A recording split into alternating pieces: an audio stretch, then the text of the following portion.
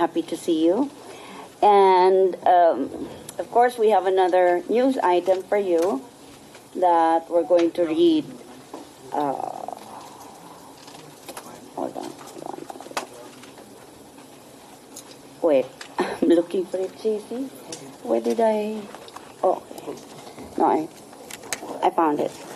Okay. It's July 16, 2025, and we're here again. And today, the Office of the Vice President is proud to release its 2024 Accomplishment Report that showcases its accomplishments and successful endeavors that were started since Vice President Sara Duterte took office in July 2022. Our mission is to deliver public service that is accessible and responsive for the good of all Filipinos, especially the unserved and the underserved. And we're happy to give you some hard copies of the 2024 Accomplishment Report in the form of a coffee table, it's like a coffee table book, but we also have a digital copy that you can access any time of the day or night in any mobile device, a computer, or any other technical devices that you have. You will see here in the accomplishment report among the programs of the Office of the Vice President that has successfully catered to 2,416,899 passengers since the program was launched on August 3, 2022. And it is called Libreng Sakay. As of December 31, 2024, this program has already served 1,025,275 passengers. And so we have now 2,416,899 as of today. The Libreng Sakay has the following routes. It is actually an ongoing program that helps of course, we help our we have help from our private partners in public service to be able to complement mass transportation in Metro Manila, Cavite, Bacolod, Cebu, Davao, and now we have another one running in Tacloban. It is the latest route that we have created. And the free bus service in Tacloban now operates along the bus terminal from the Tagpuro Elementary School route in Tacloban City. It runs from Monday to Saturday with 2 daily schedules at 5 a.m. to 9 a.m. and 5 p.m. to 9 p.m., just like all the other routes in other parts of the country for Libreng Sakay.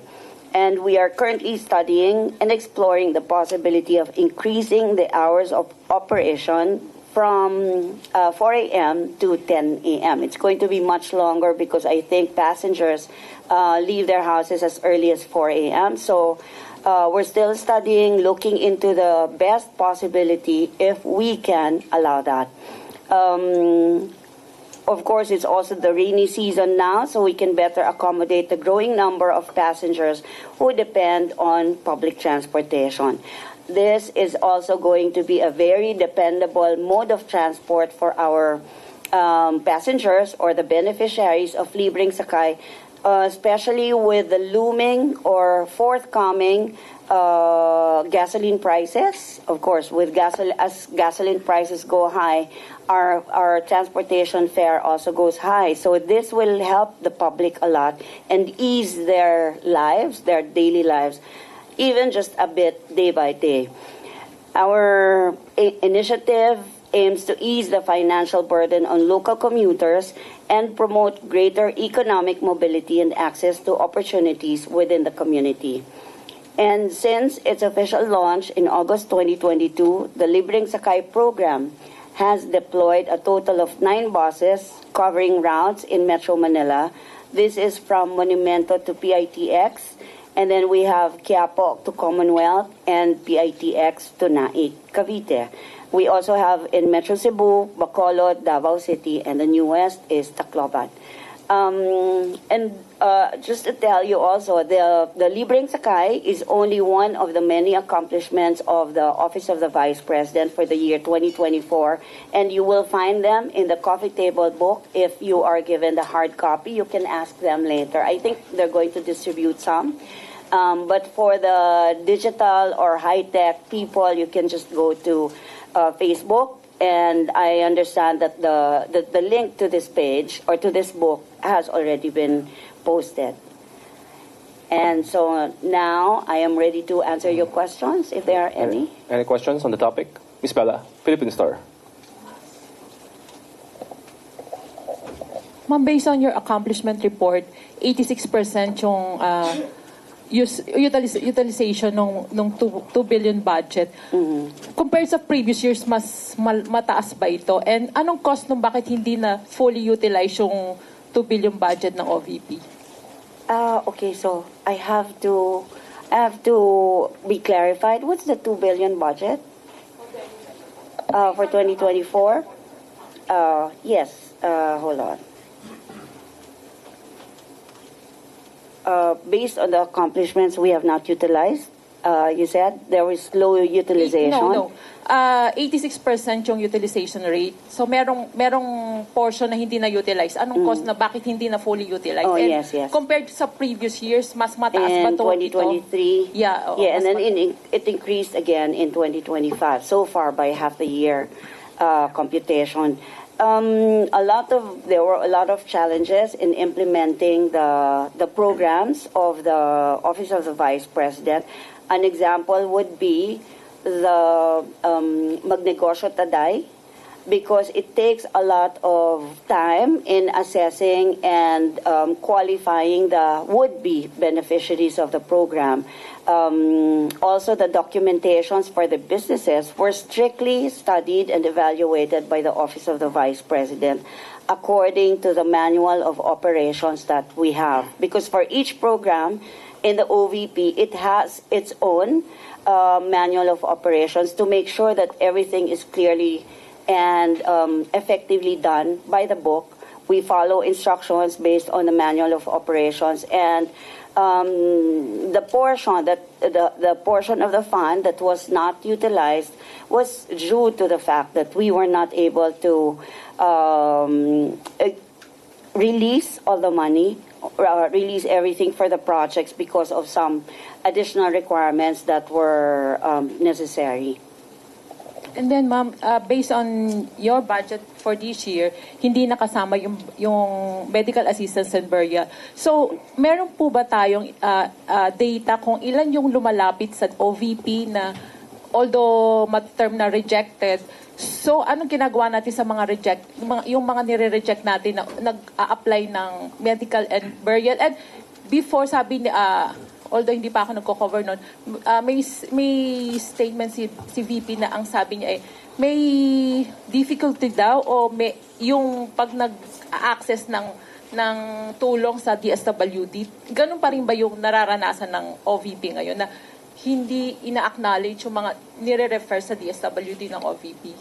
Okay, sorry, can we go back to your first question, please? Yung data po kung gaano pa karami yung lumalapit sa OVP para for medical and burial assistance? Anong ginagawa nyo sa kanila kung ganito nga na wala tayong budget? Yes, that's true. We do not have budget for medical and burial assistance for 2024 and 2025. I mean, for this year, yes, 2025. So whatever materials were left last year for this program, we use them this year, like the wheelchairs that have been procured last year but were not given out. So we use them this year and other resources as well. And since there is no budget, we only make use of what was left, what resources were left last year. So we can still continue to provide this even without funding. We also continue to give janaza kits if we have them, and other materials that we have used before in the past, but we still have some pieces left or some stocks left that we give out this year. So yung pag-i-endorse niya sa DSWD, may difficulty pa rin ba? as much as possible, we try to solve the issues ourselves in the office of the Vice President. Yes, because we find it difficult. Although things get better anyway, we would still need their support later on. But if it gets very difficult for us to get the assistance or support from the Department of Social Welfare, we make use of what we have in the Office of the Vice President. Pero may instance ba, ma'am, na nire-reject or nagiging, yung issue ng pagiging OVP, nagiging, para i-reject ng DSWD? Kasi ganun na sinasabi before ng OVP na, oo. I have to admit, yes, there are some line agencies who, probably upon instructions from their superiors, I don't know, I'm just speculating, but yes, we experience that challenge every now and then. Next question on the topic. Kat Domingo, ABS-CBN. Hi, good Mike, please. afternoon. Oh, good morning. In last week's press conference, you mentioned that the COA directed the OVP to correct some observations, submit corrections, or whatever remedial actions within 60 days. May we know in particular what these items were flagged by the COA? These were observations, COA observations on the on some items in our financial statements, like the I can give you a list. Wait, hold on. There is, okay, here, some observations and recommendations that were made by the Commission on Audit, is one of which is the amount that was included in the financial statement of a donated equipment was not, the amount that was included there was not the amount that was already the appreciated cost. There is, of course, a deduction of appreciation in the cost of equipment, but in the contract, in the deed of donation, the amount that was included is the amount of purchase of that equipment. And of course, it was already used when it was donated to the Office of the Vice President. So we just missed saying or stating the value of the equipment at the time that we accepted it. So if for one particular equipment, the purchase value was at 3.824 million, but the depreciated cost was no longer included. And that is what that's one item that we are also submitting for action. And when action is done, we're going to submit the report to the Commission on Audit. We were given 60 days, I understand, to do this. Ma'am, do you have a rough figure as to how many items were flagged by the COA in the 2024 budget? There are only a few. Okay. Also on the manual of operations, where the Office of the Vice President limited itself as to time, as to the prescription table, as to when the project will be completed. That is one, so that the Commission on Audit recommended that we ensure the feasibility and viability of the project proposal, and also revisit the manual of operations so we can ease it up a little bit, and then so be able to comply with what is stated in the manual of operations. Last question from my end. What were the COA recommendations as to how the OVP can actually improve its absorptive capacity from 86% to a higher number?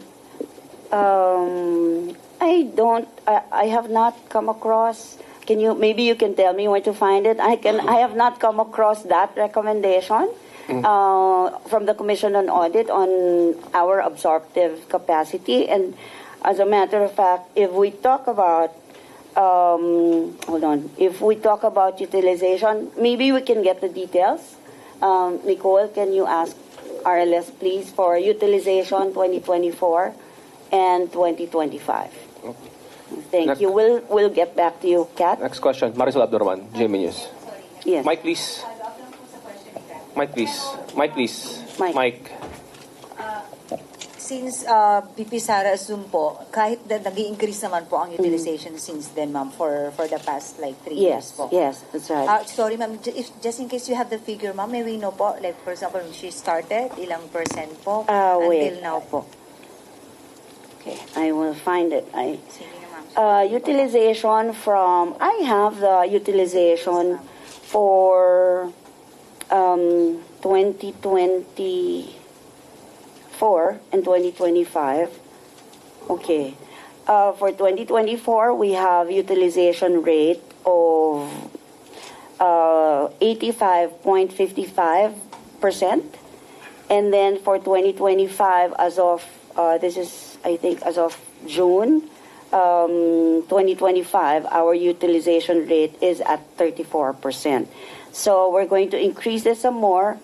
Like I said, a lot of challenges internally in the Office of the Vice President, and we understand that we need to speed up utilizing the funds, but we also do not want to carelessly utilize the funds. So we are being very careful so as not to open any issue that may be thrown against us.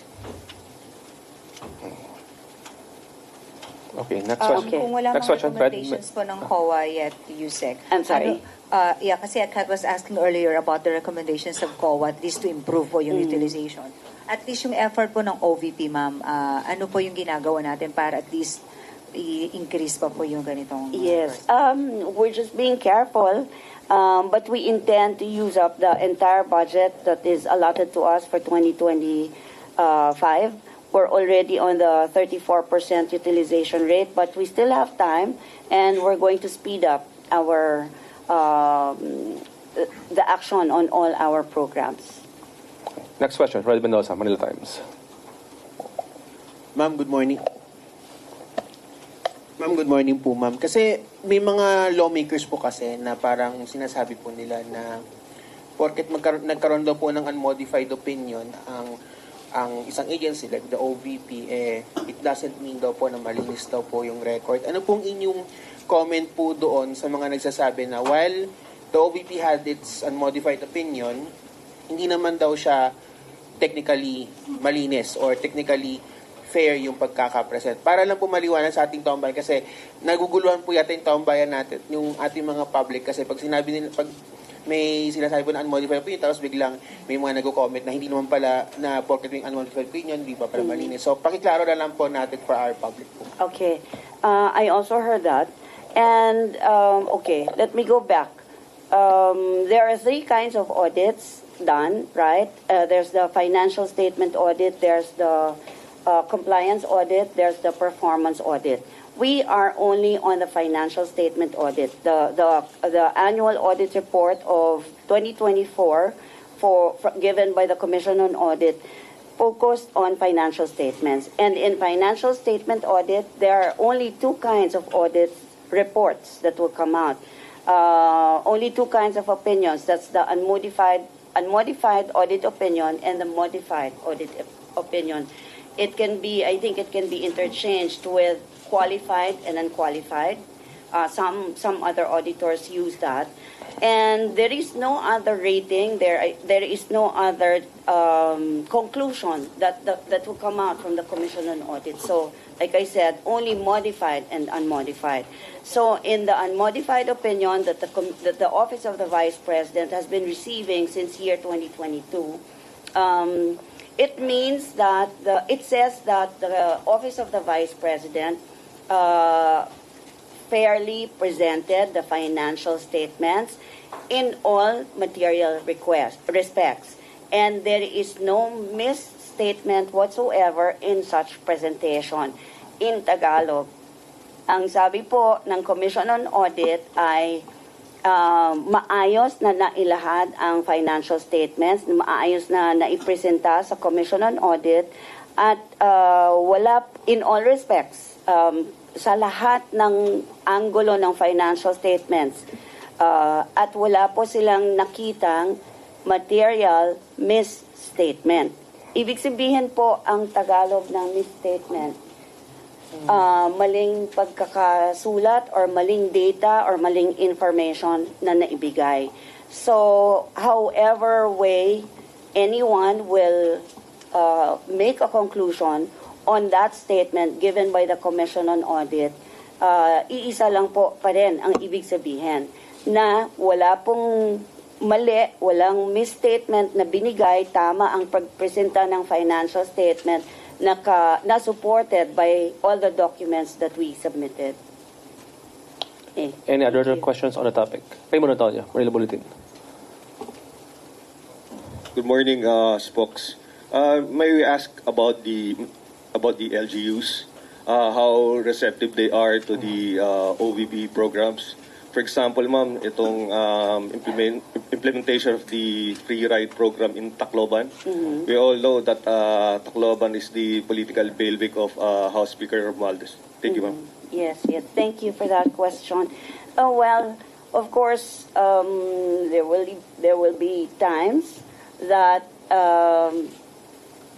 some people will oppose what we say or what we do. We cannot please everybody, but in Tacloban in particular, the Office of the Vice President really needs to provide the help because we have been consistently asked, and the service that we provide is really needed by the public. Kung kaya pong ibigay ng local government unit, okay din, gagawin din nila. But the thing is, naghihingi ang mga tao sa Office of the Vice President. And we see the need as well. Ang sineserbisyo po natin na tao doon sa Tacloban are those that were displaced or relocated during the time of Yolanda. From the Yolanda episode, ito yung mga tao na nilipat kung saan-saan and then far from the city or far from the downtown. Kaya yun yung sinisilbihan. So from the resettlement site or the relocation site to the downtown and back. Kailangan po ito, kailangan gawin ng Office of the Vice President to be able to service the people in Tacloban. Next topic. Ms. Larino Monte, NHK. Morning, ma'am.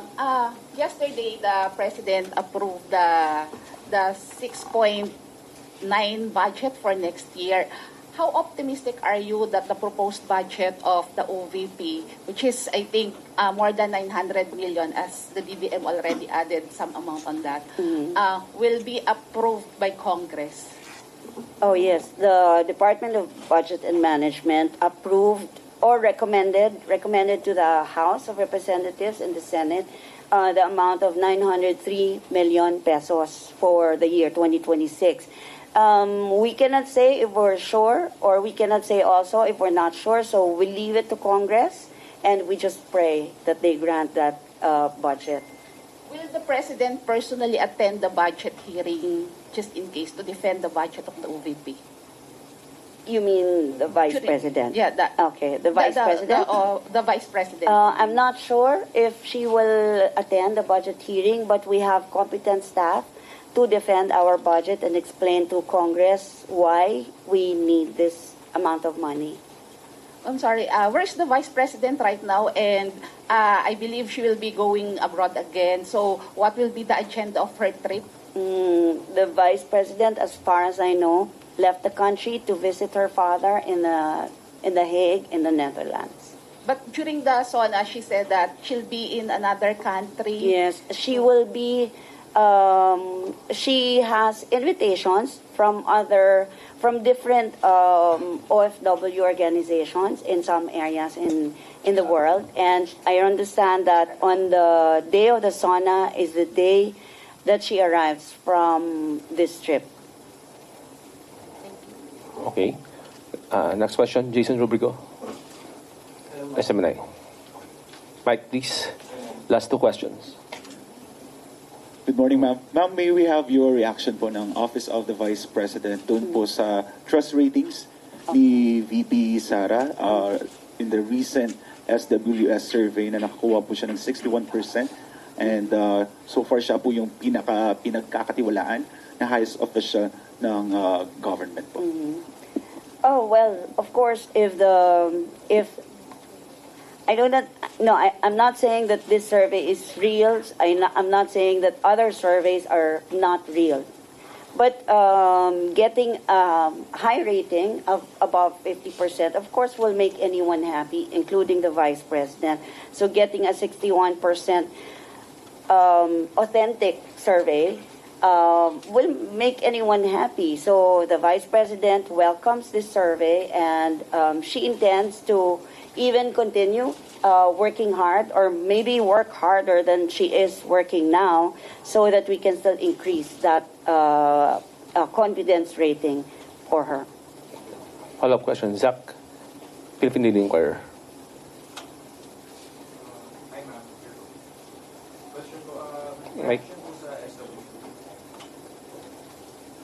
SWS. Results ng SWS survey wherein sinabi po na majority ng Filipinos or 66% believe that Vice President Sara Duterte should face the impeachment court to formally address charges against her. Okay. Of course, the Vice President the Vice President is ready. She's been saying that, and she's eager to be able to present her case or her evidence in the impeachment court, so that once and for all doubts cast on her will go away, and that's what she wants. But there are legal strategies, there are legal remedies that any lawyer can take. So in this case, the lawyers of the Vice President are taking legal remedies, legal strategies that are allowable in our system. So we'll wait. The Vice President will just wait for whatever decision the Supreme Court issues on this one. And should the impeachment trial go as planned, the Vice President is prepared. Okay. Last question. Marisol Abdurman. I'm sorry, I have to ask this. Kasi kanina binabanggit lagi yung, naki-question lagi yung trip ni VP, pero kung tutusin naman daw, bakit hahanapan ng trabaho ang VP? Ano ba ang mandato ng Vice President nang naaayon sa batas? What's really the mandate of the Vice President? The mandate of the Vice President is the same as the mandate of the President. Lahat po ng nakalagay sa Constitution na trabaho ng Presidente, ganun din po ang trabaho ng Vice President. She is technically the assistant, or when the President is absent, she takes over because she's the Vice President. Kaya may nagsasabi, ma'am, no, na spare tire lang ang VP. So, what do you have to say about that, ma'am? Sinasabing spare tire lang lagi ang Vice President. Okay, JC, you will have to indulge me. Yeah, I also need to answer this because it's very important. All of us here, I'm sure all of us, even outside this room, would think that the Vice President, not necessarily VP Sara, all the Vice Presidents, past, present, and future, are looked at as spare tire. But if you really think about it, the Vice President should be as prepared as the President. Should anything happen to him, who assumes the responsibility? It's the Vice President. And keeping her out of the loop, whoever the Vice President is, keeping her out of the loop or not being able to provide funds for her projects and programs, not being able to support the Vice President is a great disservice to the country. Because if anything happens and the Vice President is forced to assume the position of President, we cannot give her a lot of time to study and allow her to go with the learning curve, how long it is going to take. We don't know. We cannot. We need a Vice President who is always ready to assume. And the services that are now being delivered by the Vice President through her office is a way of preparing herself just in case anything happens from now until 2028. Otherwise, it's just, it's all in a day's work. Our programs, our plans, our activities, funded or not by Congress, it's all in a day's work. We'll still complete the job that she has promised to do in 2022. And she continues to fulfill it, and she will make sure to see through all those promises fulfilled in 2028 by the end of her term. Okay, that wraps up for our today's presser. Thank you very much for coming. Okay, thank you. filed in her Mika, response to the Senate that she wants the impeachment case dismissed. But you mentioned now that she's very much willing to face the impeachment court. So can you just reconcile those two statements and Yeah, the okay. formal response? Sure. GC, I'll Yeah, answer this. okay. Okay. Yes, the Vice President said that she really wants to go through trial and present all her evidence, right?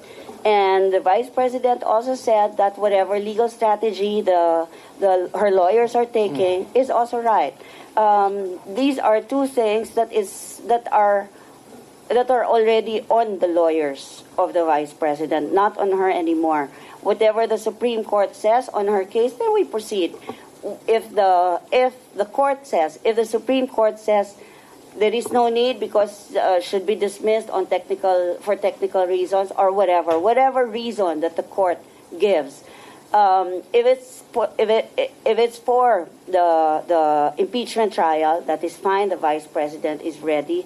If it's not, if the Supreme Court says it cannot be heard at this time, and then we'll be very lucky actually as a country, because we'll save millions and millions of people of money on the trial that is technically defective from the beginning. So okay lang na kung hindi talaga dapat na ituloy, tama lang rin naman, huwag tayong magsayang ng resources ng bansa. Mas marami tayong kailangan na pagkagastahan kesa sa trial na matetechnical rin sa dulo. Mika, kindly wrap up your questions. Tapos na tayo, please. Why would the President consent to a legal strategy wherein her lawyers would file a response calling for the dismissal of the impeachment complaint when she publicly, as you mentioned, would be very much willing to face the impeachment court? Yes, okay, you mean the Vice President, right? Okay. As a lawyer, if the Vice President finds that there are strong legal grounds to file a dismissal, then she will just let the lawyer say, do what they find or do what they think is best. So go ahead. If you find something, go ahead. It's up to you. You're the ones handling my case. I'm now your client. Okay, thank you. I'm sorry. Basta. Thank you. Thank you.